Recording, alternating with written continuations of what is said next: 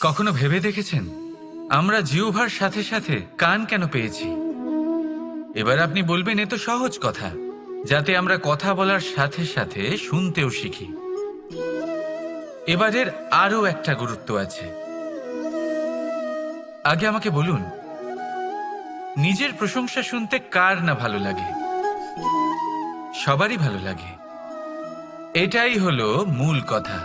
যদি এই কান দিয়ে আপনি নিজের প্রশংসা শুনতে চান, তাহলে সর্বপ্রথম এই জিহ্বা দিয়ে অন্যের প্রশংসা করতে শিখুন।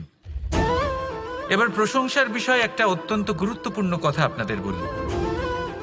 কখনো যদি কারোর প্রশংসা আপনি করেন, তাহলে সবার আগে সেই ব্যক্তির উৎসাহ বেড়ে যায়। আর তারপর নিজে যদি ভেবে দেখেন, তাহলে নিজের মনেও সন্তুষ্টি আর প্রশান্তি চলে আসে। আর একবার যদি এই মন প্রশান্তিতে ভরে যায়, তারপরে কেউ প্রশংসা করুক বা না করুক, কিচ্ছু যায় আসে না। সেই জন্য সবসময় অন্যের সম্মান করবেন, স্নেহ করবেন, প্রশংসা করবেন, সুখ ভাগ করে নেবেন।